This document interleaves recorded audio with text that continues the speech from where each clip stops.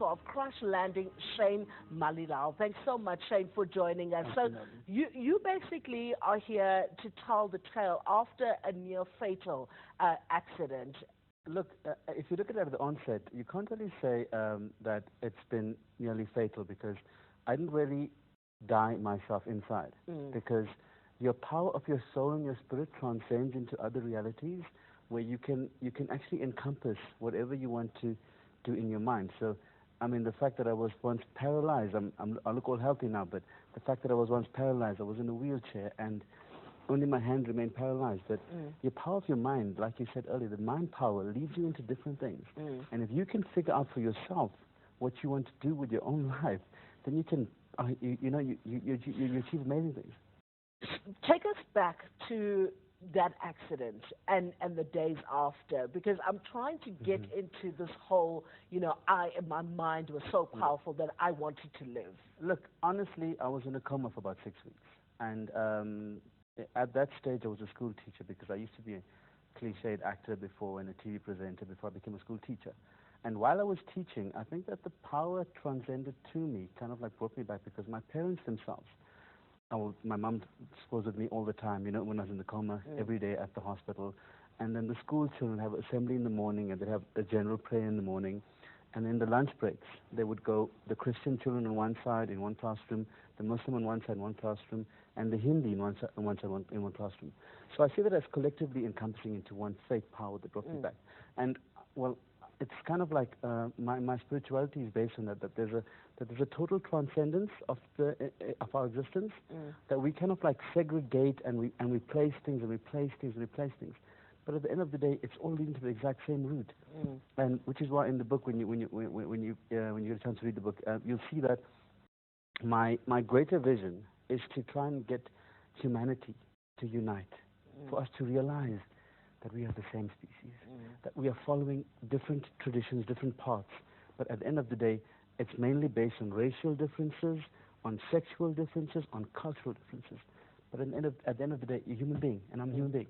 So if I need to go for a blood transfusion, I just go there and it says blood type B, whatever. It doesn't say from this or from that. At the end of the day, you need to realize that, and we all harnessing on it.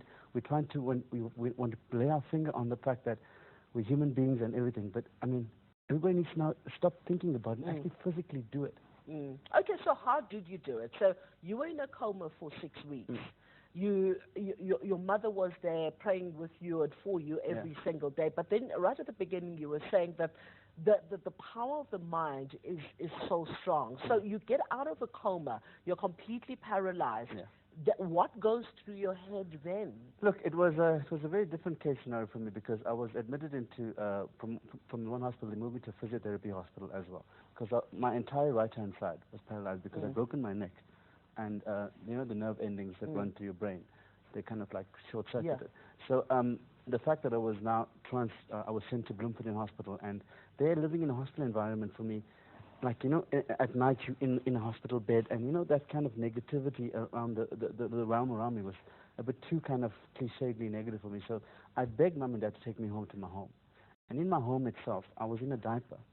And if I tell you this, it's all in the book, but I read a letter from a school child that I taught the year before, because my accident was in January.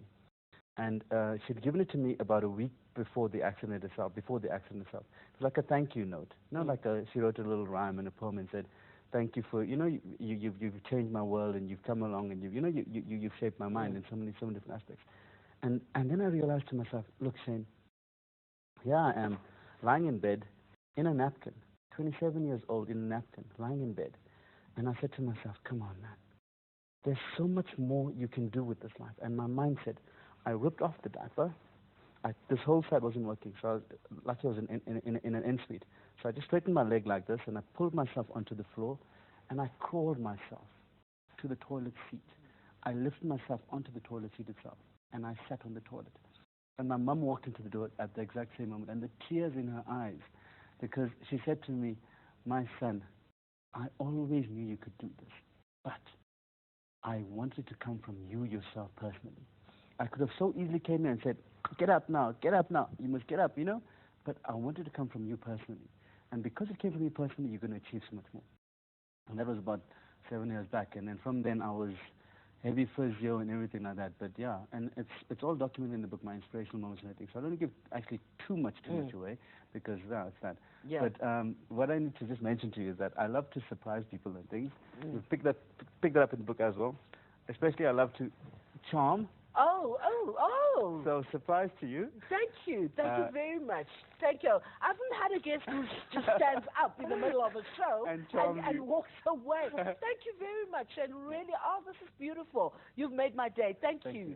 Thank you. I should be giving you this, not the other way around. Definitely have been given a second chance and helping other people. Shane, thank you very much. We'll have more after the break.